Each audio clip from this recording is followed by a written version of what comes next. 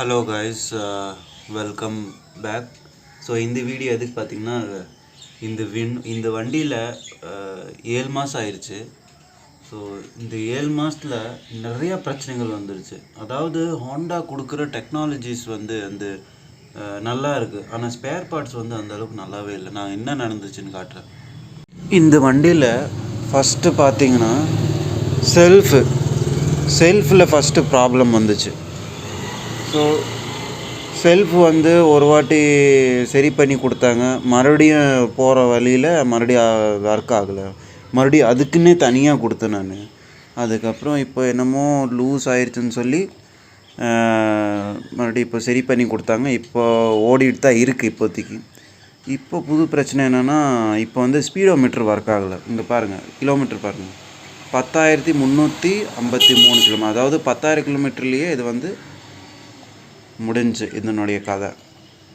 சரி, இப்போ நானும் யூடியூப்லலாம் போட்டு பார்த்தேன், இந்த ஸ்பீடோமீட்டர் எப்படி செக் பண்ணுறது, ஒர்க் ஆகலை அப்படின்ட்டு. எல்லோரும் சொன்னது அதுதான், இதுக்குள்ளே வந்து ஒரு ஒயர் இருக்கும் அப்படின்ட்டு, அது இங்கேருந்து வந்து இன்சர்ட் பண்ணுங்க அப்படின்ட்டு. ஒரு ஸ்க்ரூ டிரைவர் வந்து இன்சர்ட் பண்ணி அதை வெளியே எடுங்க. இது நடந்தது நேற்று நைட்டு. நான் வந்து என்ன பண்ணேன், சரி செக் பண்ணிடலான்னு சொல்லி உள்ளே சொரவுற அது இது வெளியவே வர மாட்டேங்குது. என்னடா யூடியூப்பில் மட்டும் இவ்வளோ இதுவாக காட்டுறாங்களே, ஈஸியாக காட்டுறாங்களே, நம்மளால் முடிய மாட்டேங்குது. மறுபடியும் நேற்று நைட்டெல்லாம் தூக்கமே இல்லை. மறுபடியும் காலையில் எழுந்திரிச்சோன்னே மறுபடியும் ஒரு வாட்டி நம்ம ட்ரை பண்ணி பார்ப்போம் அப்படின்ட்டு, இல்லைன்னா ஒர்க் ஷாப் கூட்டிகிட்டு போகலாம் அப்படின்ட்டு இப்போ ட்ரை பண்ணால் இது வெளியே வந்துடுச்சு. சரி, இது வெளியே இழுத்து பார்த்தேன். இந்த கார்னர் பாருங்கள், நல்லா இருக்குதா? இப்போ இந்த கார்னர் வந்து பாருங்கள் உடஞ்சி இருக்குது, சரிங்களா? நல்லா தெரியுதா? அன்ஈவனாக இருக்குது. இது பாருங்கள், நல்லா ஈவனாக இருக்குது. ஸோ அதுதான். சரி, இங்கே ஃப்ரண்ட் டூம் வந்து கழட்டினா, ஸோ அந்த ஃப்ரண்ட் டூம் வந்து அங்கே கழட்டி வச்சுருக்கேன். ஸோ இப்போது டூம் கழட்டின பிறகு இப்படி தான் இருக்கும். ஹோண்டா ஷைன் 125 BS6க்குள்ளே எதுவுமே இருக்காது, இது மட்டும்தான். சரி, இப்போ இது கழட்டிட்டேன், இனி இங்கேருந்து செக் பண்ணலாம்னா இது இப்போதைக்கு கழட்டவே முடியல. என்ன பண்ணலாம், இவ்வளோ தூரம் கழட்டிட்டோமே அப்படின்ட்டு. கடைசியில் இந்த கட்டிங் பிளாஸ் இருக்குல்ல, இது வச்சு எப்படியாவது உம்த்தி இப்போ ஓப்பன் பண்ணியாச்சு. அதான் ஓப்பன் பண்ணுறேன், பார்ப்போம். உங்களோட வண்டியோட ஸ்பீடோமீட்டர் கூட இதே மாதிரி கட் ஆயிடுச்சுன்னா நீங்களும் இதே ட்ரை பண்ணலாம். இந்த இங்கே வந்து பாதி துண்டு இருக்குது பார்த்தீங்களா?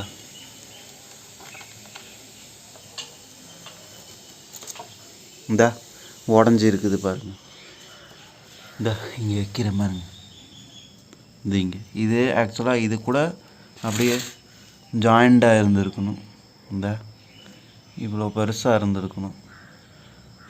இப்போ என்னென்னா, இப்போ வந்து டைம் இப்போ 9:40, 10 மணிக்கு தான் எப்படி இருந்தாலும் இங்கெல்லாம் கடை திறக்குவாங்க, பழனியிலலாம். ஸோ இது மட்டும் வாங்கிட்டு வருவோம். ஏன்னா இங்கே பாருங்கள், இங்கே வந்து மட்டும் கொஞ்சம் லைட்டாக கேமராவில் தெரியல, ஆனால் நேராக எனக்கு தெரியுது. இந்த ஏரியா மட்டும் துரு பிடிச்சிருக்குது, க்ரீஸிங் இல்லை. ஸோ எப்போவுமே நீங்களும் இதே மாதிரி வந்து மாட்டும்போது எப்போவுமே நல்லா பழைய ஆயிலோ இல்லை லூப்ரிகண்ட்டோ ஏதோ ஒன்று, இல்லைன்னா க்ரீஸ் டப்பா தெரியுமில்ல உங்களுக்கு, தெரியாதவங்க யாருமே இல்லை. ஸோ அந்த க்ரீஸ் நல்லா அப்ளை பண்ணிவிட்டு அதுக்கப்புறம் இதுக்குள்ளே அப்படியே சொருவிடுங்க. ஸோ நல்லா ஒர்க் ஆகும். அண்டு பாருங்கள், எனக்கு புது வண்டி வேறையா, இப்போ தான் ஒரு 7 மாதம் தான் ஆகுது. அதுக்குள்ளே ஒவ்வொரு பிரச்சனை இந்த மாதிரினா எவ்வளோ தாங்கி பிடிச்சிட்ருக்கேன். இப்போ போய் இந்த மாதிரி எல்லாம் ஒவ்வொரு பிரச்சனை வந்துட்டு இருந்துச்சுன்னா எப்படி? ஆனால் பாருங்கள், இப்படி தான் இருக்கும் BS6க்குள்ளே. இதுதான் இந்த மெயின் மீட்ரு. இந்த சைடு அந்த ஃபியூல் கேஜு, இந்த சைடு அந்த ஸ்பீடோமீட்ரு. சப்போஸ் உங்களுக்கு இங்கே உள்ளே ஏதோ அழுக்காயிருச்சு, அது க்ளீன் பண்ணோன்னா இங்கேருந்து கூட இது கழட்டிட்டு நீங்கள் இங்கே 2 ஸ்க்ரூ இருக்குது பாருங்கள், இங்கே 2 ஸ்க்ரூ இருக்குது. இது ஒன்று அதே மாதிரி இந்த சைடும் இருக்கும். அதை கழட்டிட்டிங்கனால நீங்கள் அப்படியே வெளியெல்லாம் எடுக்க வேண்டாம். அப்படி சும்மா இப்படி வெளியே எடுத்துட்டு அப்படியே நீங்கள் வந்து க்ளீன் பண்ணலாம். அழுக்காயிருச்சுன்னு சொல்லி நீங்கள் அப்படியே விட்டுறாதீங்க. யாருக்கெல்லாம் புது வண்டி, அவங்கவுங்க புது வண்டி வந்து ரொம்ப பிடிக்குமோ அவங்க கண்டிப்பாக க்ளீன் பண்ணுவீங்க, சரிங்க?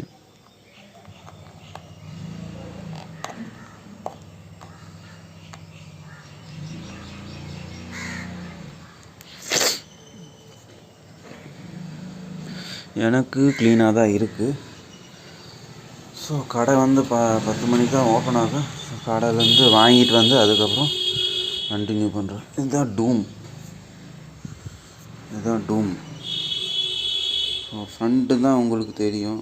பேக்கில் வந்து இது ஒன்று மட்டும்தான் கனெக்ஷன், இந்த ஹெட்லைட்டோடது மட்டும்தான் கனெக்ஷன். ஸோ பாருங்கள், உள்ள ஒரே அழுக்கு. இதெல்லாம் க்ளீன் பண்ணிவிட்டு கடைக்கு போயிட்டு நான் சாப்பிடல, தூங்கி எந்திரிச்சோன்னே நான் வந்து இது சரி நம்ம ட்ரை பண்ணி பார்ப்போம். எனக்கு வண்டினால் ஏதாச்சும் ஒன்று ஆயிடுச்சுன்னா நம்மளுக்கு அப்படியே ஒரு கவலை வந்துடும். அதனால தான் சரி முதல்ல நம்ம இது பார்ப்போம், அதுக்கப்புறம் சாப்பாடு. சரி அதான் நம்ம வந்து இப்போ ஓப்பன் பண்ணியாச்சு. இது க்ளீன் பண்ணிவிட்டு கடையிலேருந்து போயிட்டு வாங்கிட்டு வந்துட்டு அதுக்கப்புறம் கண்டினியூ பண்ணுறேங்க. ஸோ கைஸ், இப்போ கடைக்கு போயிட்டு வந்துட்டேன். ஸோ இது நான் ஃபஸ்ட்டு கேட்டேன், இந்த ஸ்பீடோமீட்டரோட இன்னர் இருக்கா இல்லையான்ட்டு. ஏன்னா நம்மளுடைய அவுட்டர் வந்து நல்லா தான் இருக்குது, சரிங்களா. கண்டிஷன் வந்து ரொம்பவே நல்லா இருக்குது பாருங்கள். கண்டிஷன் வந்து ரொம்பவே நல்லா இருக்குது. ஸோ அவுட்டர் வந்து தேவையில்லை, ஜஸ்ட் நம்மளுக்கு இன்னர் இருந்தால் போதும் அப்படின்ட்டு.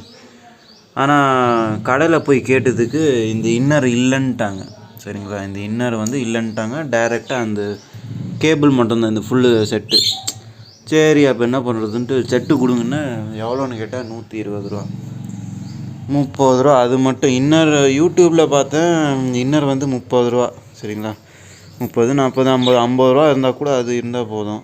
ஆனால் அது இங்கே இல்லைன்ட்டாங்க டைரெக்டாக. அப்போ இது ஹோண்டாவோட ஜென்வின் பார்ட்ஸு, சரிங்களா. ஸோ நீங்களும் வாங்கும்போது சப்போஸ் இன்னர் கிடைக்கல, இது நீங்கள் டைரெக்டாக வாங்கினா அவங்க ஹோண்டா ஷைன்னு சொல்லி கொடுப்பாங்க.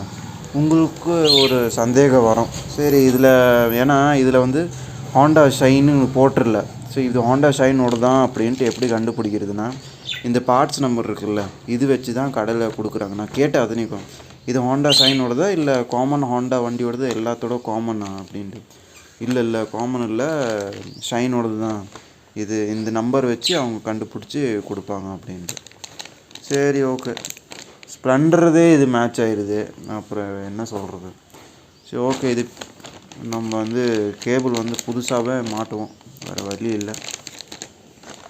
சப்போஸ் இது கேபிள் செட் ஆகலைன்னா நம்ம வந்து இதை எடுத்துகிட்டு அதுக்குன்னு தனியாக அதே மாதிரி இது ஓப்பன் பண்ணி இது மாட்டும்போது, இப்போ இது உடஞ்சதுக்கு காரணமே இந்த ஏரியா தான், சரிங்களா. இந்த ஏரியா தான். ஸோ அப்போ என்ன பண்ணுங்கள், க்ரீஸ் வாங்கிக்கோங்க. நான் வந்து ஒரு க்ரீஸ் வாங்கிட்டு வந்தேன், சரிங்களா. இது வந்து 40 ரூபா. ஸோ இது க்ரீஸ் வந்து நல்லா அப்ளை பண்ணிக்கோங்க. அப்போது வந்து நல்லா உங்களுக்கு அந்த மேக்ஸிமம் வைப்ரேட் ஆகும். ஸோ வைப்ரேட் ஆகிற கம்ப்ளைண்ட் கூட வராது. அதே மாதிரி உடையாது, நல்லா லாங் லைஃப் இருக்கும். ஸோ மாட்டிட்டு இது எடுத்துடலாம் அப்படியே, ஒன்றும் வேலை இல்லை. இது இல்லை இங்கேருந்து கூட உருவி எடுத்துடலாம்.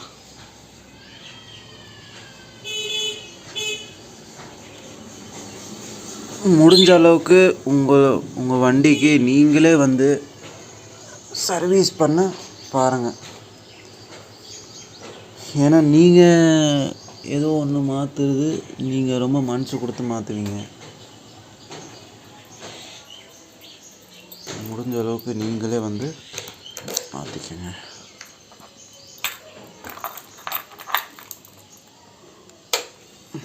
அப்பா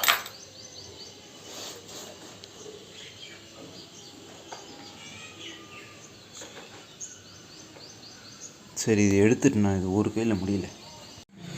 உங்கள் எல்லாத்துக்கும் வேணால் இது சின்ன வேலையாக தெரியலாம், ஆனால் இவ்வளோலாம் பண்ணி முடிக்கிறதுக்குள்ளே அப்பா.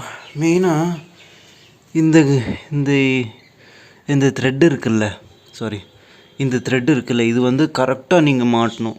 ஏன்னா இது மாட்டும்போது இதுவும் உடையக்கூடாது, இதுவும் எதுவும் ஆகக்கூடாது, ஏதோ நஷ்டம் ஆகக்கூடாதுன்னு சொல்லி கரெக்டாக நீங்களும் மாட்டணும். ஏன்னா உங்கள் வண்டி நீங்கள் கொஞ்சம் பயந்துட்டு தான் பண்ணுவீங்க.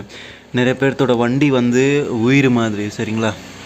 எனக்கு என் வண்டி வந்து உயிர் மாதிரி. ஸோ இது மாட்டுறதுக்குள்ளே இது பார்த்திங்கன்னா, இது புது ஒயரு, அதாவது புது ஃபுல் செட்டு.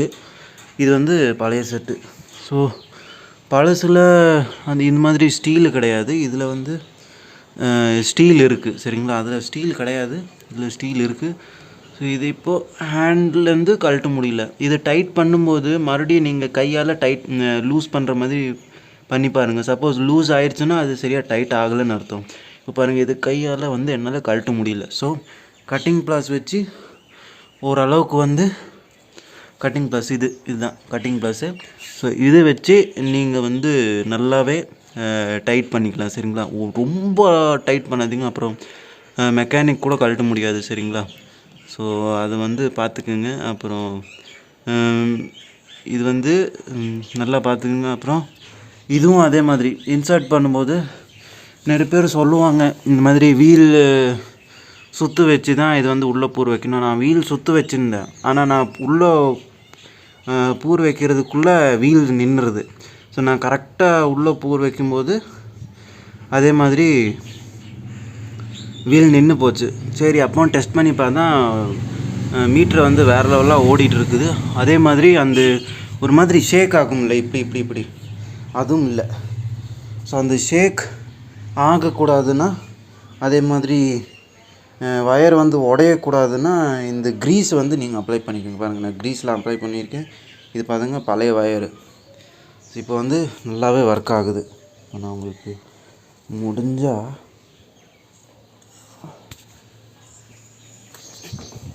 இந்த பாருங்க இறங்க பார்த்தீங்களா? இன்னொரு வாட்டி